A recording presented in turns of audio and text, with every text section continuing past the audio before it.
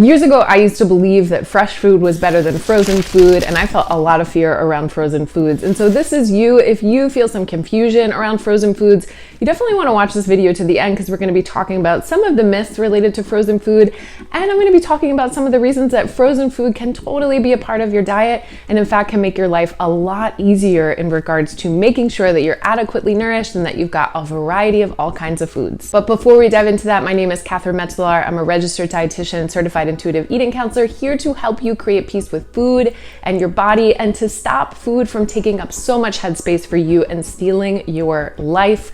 If you are new here, click subscribe below, like this video, share with other people, and if you're not new, welcome back, and let's dive into things. We definitely want to take a listen to this.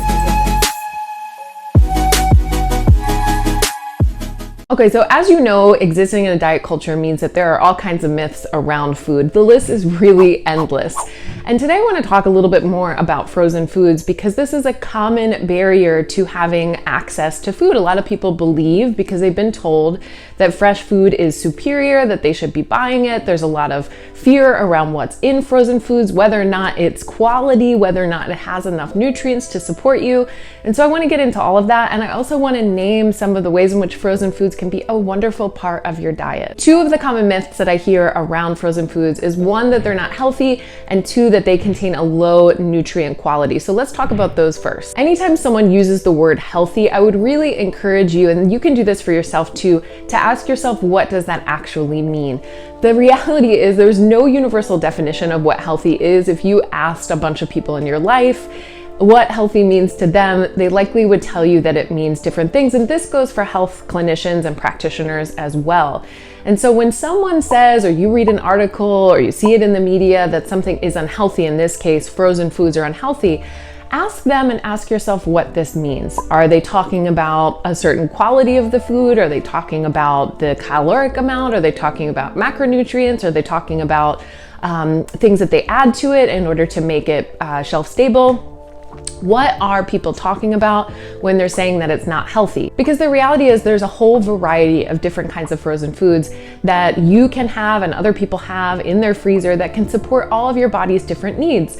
More specifically, a lot of foods, especially frozen foods that are pre-prepared, pre-made, often contain macronutrient groups, and all three of them. So it has protein, fat, and carbohydrates in it, which is really what we're aiming for when we're thinking about and wanting to have a meal. Not to mention, there are options like frozen vegetables that you can add to it, and then you've got yourself a nice meal, a nice complete meal. The only caveat is that a lot of frozen foods don't have enough energy in them, and when I say energy, I mean calories. So it's not uncommon that people will eat a frozen meal or something that's pre-prepared and then feel pretty unsatisfied.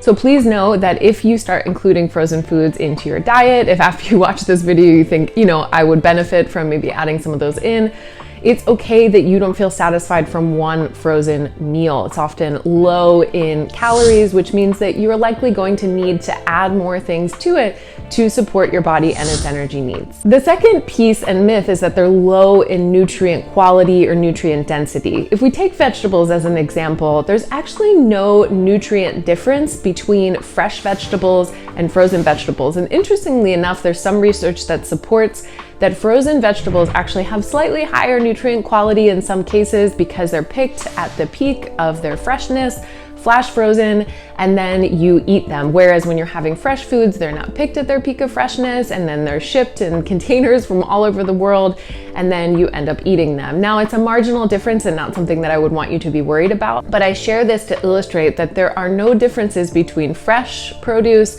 and frozen produce. So from a high level, frozen foods are not inherently unhealthy. In fact, they make it really easy for you to get your energy needs met and your macronutrient needs met just by having one dish that you can heat up, or a couple of foods that you can add to a dish to heat up.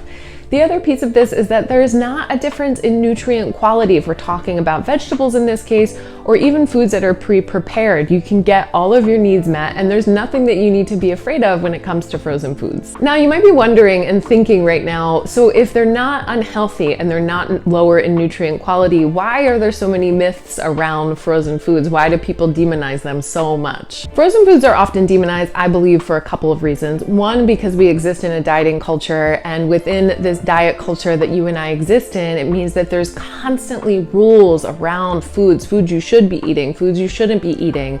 And so I'm going to talk about that in just a moment. The other piece, the second piece, why I think there's a lot of myths around frozen food and why you've heard what you've heard about how you shouldn't be eating it, is because there's a layer of classism that's often involved in the recommendations around food that I also think is important to address. So how is existing in diet culture related to the recommendations around frozen food?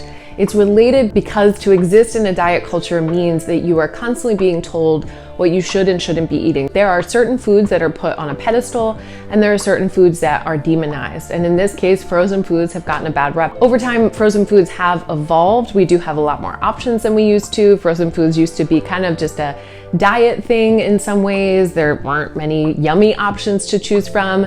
And now there's a whole plethora of different kinds of foods that you can have options with when it comes to frozen foods. The other piece of this, it's an important one, is classism. So what I mean by this is oftentimes there's this differentiation between what people that have more money eat and what people that have less money eat. And so there's this element of superiority often. And if this is something that comes up for you that you've internalized, of course you have, considering the culture that we exist in.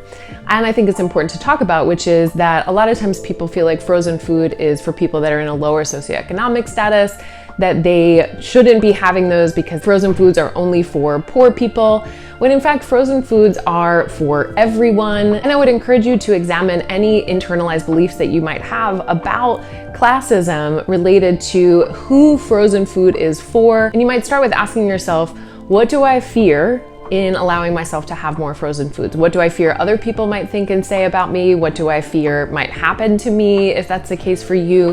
Get really curious about any internalized classism that might be present for you, that's present for most of us, because again of the culture that we exist in. So in summary, frozen foods are not inherently unhealthy. They are not lower in nutrient quality or nutrient density. They can be a wonderful supportive part of your diet. Think about it. It's really hard when you buy fresh foods to get to all of them all the time. Maybe you don't have the energy to make them. Maybe you forget that they're in your fridge. And so this can be a wonderful way to make sure that you get all of your energy needs met, that you get your macronutrient needs met, and that you have food that's really accessible.